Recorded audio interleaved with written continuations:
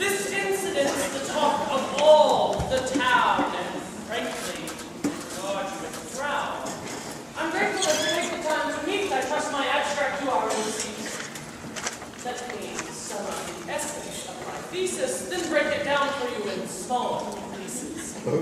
I don't suggest your innocence or guilt. Whatever way we find the scales may tilt, should not a Christian man forget? For poor Denise, have you no slight regret? Have you no single corner in your heart? For son and father you now drive apart. Opinion has begun to quickly drift against whom they suspected caused this rift.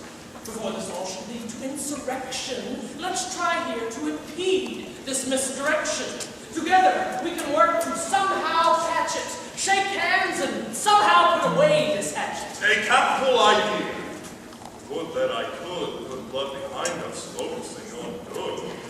I carry toward the boy no wicked malice. I gladly share with him a sacred chalice. But as I honor those who honor God, the town would surely think it rather odd. Should I break bread with one who did so slander? The world could not help the jest I had. Righteous quarrel, once it split us two. Reunion would bring all up for you. They think I should cave in out of shame and guilt. That under conscience pressure I did wilt. That under most public of attention I bought my peace with backroom intervention. Your logic is severely out of whack, and here just seems greatly slipped the track. Can you not simply act as our dear Christ, or must you shield yourself as heaven's shyster? Don't try to second guess around God's will, but hope for promise He'll one day fulfill.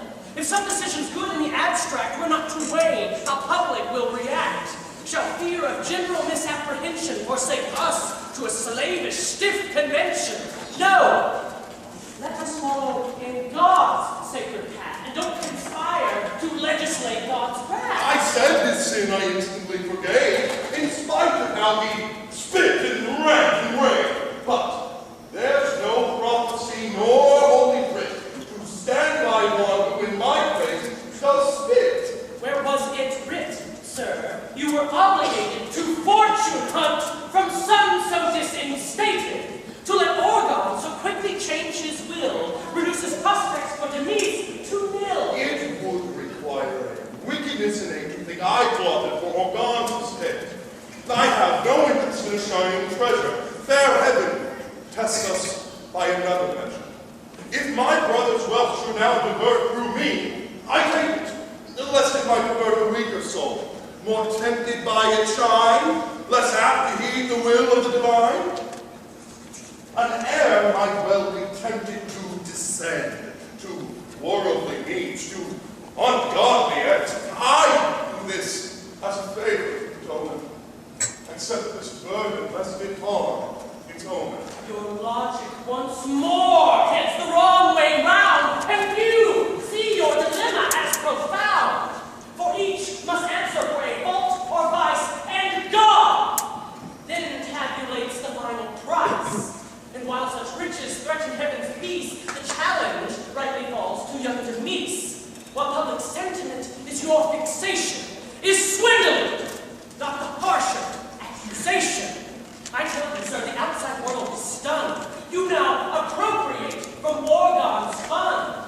Does your religion say that some descendants be cheated just to teach them a transcendence? Perhaps if you two cannot live together, it's best that you magnanimously sever the ties that threaten to tear this house apart, thus proving the precision of your heart. It's late. I've stayed much longer than I dare. You must forgive my hasty exit. Mid. Thursday! Lynn, Mary, and your kind support, I fear you may be our last resort. Her father's turn in this real situation has stunned the girl in fear of conjugation. Please, join with us as we three take a stand to work to get this foreign marriage banned.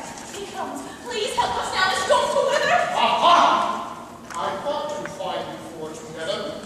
I have, child, the contract for your rapture. We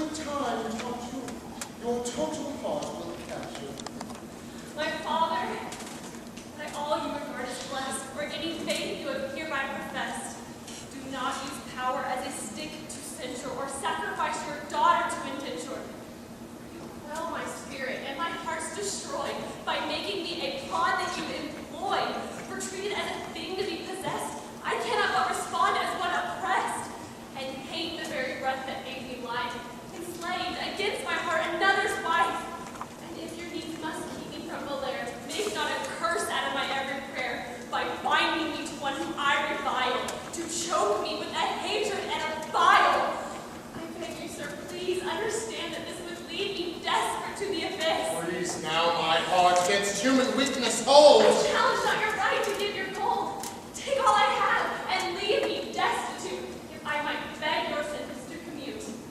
I freely give. I wish him not but well, long as those riches don't include myself. Don't take your daughter an unwilling cloister, but rather let her die in holy cloister. A cloister? Ha! All girls do sing that tune. When failure in the war leads them to moon. My daughter rise. As you abominate him, the more honor there shall be when you mate him. Betroth Tartuffe and discipline your sex. Or else your ship, on reef of my rage, wreck. Enough! Subdue yourself, you harlot, or this shall turn your cheek a shade of scarlet. I might intervene now and suggest. Gentlemen counsel, brother, you're the best. Your same advice is logically thought through, but following, I do plan to eschew. I simply have no clue where to begin. Your ignorance perpetuates the sin. This morning was a shot across the bow, but now you still reprise your wretched vow. You make no secret how you favor my son, but one great moment you did coital. When he looked for endorsement of his lie, your exit clearly read as your reply. Should you have wished to reinforce his tale, you should have made it stay behind to make the sale. If man should violate with indiscretions, must women fret with politic impressions? When men push our honor to the brink, is our soul forced to raise a nasty stink? Such sordid acts are more shame to the man than object of his sad and placid plan. I'll be no sanctimonious taskmaster, nor will I paint flirtation as disaster. Yet, though the man may stoop to act the beast, a woman's honor's not his fevered feast. I scorned his unsolicited advances, his foul harassment, groping, and his glances. This was no plan to drive you two apart, but I'll not play your guests compliant talk. Do you here contradict the proven facts? Your ears, are they now overgrown with wax? Would it be different, you suppose, if demonstrated right beneath your nose? You demonstrate? Yes! No. I can show you living proof of just how low he'll go. Impossible. Don't shrug off with disgust. I don't ask you to take your wife on trust. Suppose you did secrete yourself away to overhear in private what he'd say. You'd still then wish your daughter on a Of course not! But it's false. You've all grown out. It's ludicrous to think. Hold that thought there. You'll think more when the truth has been laid bare.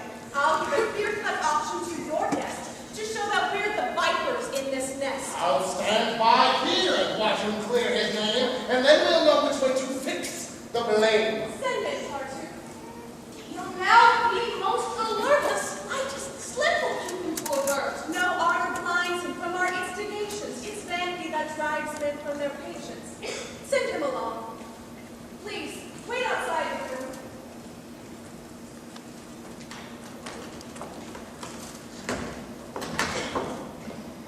Get under here to watch our loving room. Huh? You wish Tartuffe to see you there. Well, We must sit alone for a test that's fair. While I establish friendly repartee, you'll witness what he twists a vulgar with, but make no sound until you're satisfied. well, only to indulge you will I hide, that we may play this thing out until it ends. And once we have, you'll wish to make amends. Now, don't be startled if I act bizarre. To hook him, I may reach out rather far. But you will see that once he takes the bait, the impetus is his to seal his fate, while I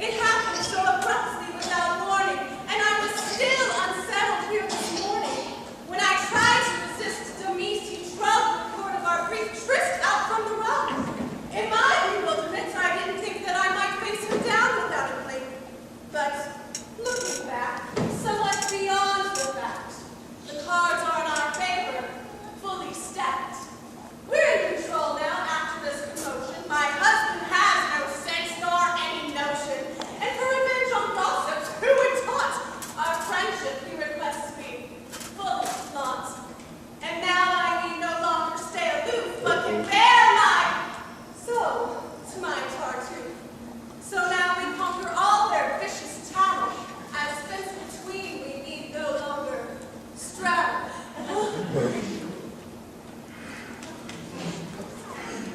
Am I the victim of some dread distraction? You formerly implied no such attraction. Oh, sir, that coyness is a woman's skill, such self-controlled, reluctant act of will. When I put up such limited resistance, it begs you escalate your male insistence. It's modesty, of course, on surface level that kept me from revealing how I revel. The stronger I felt my heart was linked, the more I tried it as I winked. As such I trove, but a soft demur, intended as no sinker, but a lure.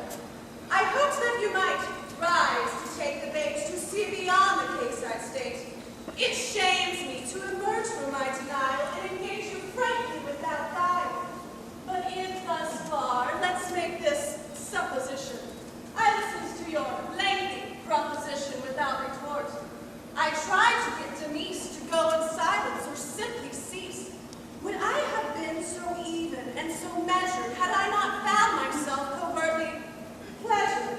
And would I not oppose to subsequent promotion of the marriage covenant?